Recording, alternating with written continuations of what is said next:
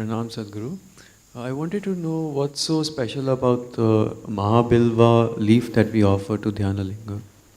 We have also been thinking of doing this, but in certain parts of the country, some people have tried to preserve all those leaves and flowers which are considered sacred. Why are they considered sacred? Why is one flower more sacred than the other? What is this nonsense all about? Is it some kind of a prejudice? See, right now, there are two trees here. This is Pongumaram and this is what? There's one other common street side trees, I don't know what name they have for it. You must spend time. For all these things, you need to spend time. If you spend time with this tree and this tree, you will see if you become meditative, you will naturally move towards this, not towards that. Why is this so? After all, everything comes from the soil. The neem tree, the neem fruit and the mango fruit come from the same soil, but they taste very different, isn't it? Same soil, right here they're going side by side, but they taste very different. So, how this particular life processes the same soil and how that life processes the same soil is different. Or if you want to look at it that way, between a worm and an insect and yourself and one more other human being, what is the difference? All the same stuff. But still what we make out of it is different, isn't it? So in every society, it doesn't matter in how many ways you try to level societies and people will stick out. People with certain kinds of talents will stick out, people with certain kinds of capability will stick out. You can't put them down, isn't it? Do what you want. Some people will stand out, some people will become part of the scenery. This is bound to happen. Similarly, among other lives, also it is true. So with the plant life. So, people who are spiritually oriented, who are constantly looking for support in every possible way. Because when you're on a a long journey, and particularly if the terrain is unknown to you, the terrain is absolutely new to you, you would like to use every little support on the way. You will see, if you're going up a mountain, if you're climbing Mount Everest, suppose you're carrying one little thread, you don't want to lose that thread, you want to keep it because you do not know when this little thread will become useful. If you're in a city, you can throw it and go. But you're on that kind of terrain which is unknown to you, you don't want to throw away a single piece of thread because you don't know how it will be useful tomorrow. So when you're on the spiritual path, the same goes, because it's an unknown terrain. Every little thing that could support you, people identified. So they did not leave even the flowers and fruits and leaf, all the things that can support you. So always it is said, Vilva is dear to Shiva. What does he care?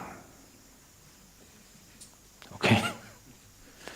It's not that it is dear to Shiva. When we say it's dear to Shiva, in some way its reverberance is closest to that we refer to as Shiva. It is closer, it is in the direction. Like this we have identified many things, not just one particular leaf. We have identified many things, and only those things are offered because they become your means to get in touch. You're not going to leave the leaf with him, you put it there and then you take it with you, isn't it? Because this particular leaf has the highest capability to absorb that reverberance, and it's for you to pick it up and go. There are many materials like this, which are all recognized sacred tools that people are using. You need to understand this. This is not about gods. This is about you and your ability to access something. Suppose you can try this. You experiment like this. Go into dhyana linga, okay? Let's say with like this, organic cotton, and sit there, see how it feels. Go sit with raw silk and see how it feels. Go sit there with some nylon cloth, see how it feels. Wear a plastic wrap around you, go sit there, see how it feels. Don't believe anything. Just experiment 3 days, you wear one kind of clothing and sit there. You will… if you have little sensitivity, you will know the difference. Then you will naturally choose the right thing. So the important thing is, when you go sit there, everything that you have should help you to absorb and nourish yourself, that's the idea.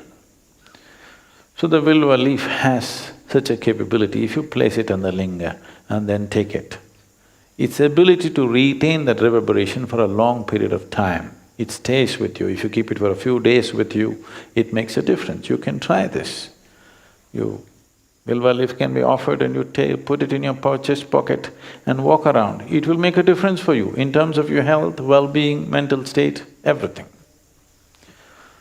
So people identified these things with observation, with meditativeness, not…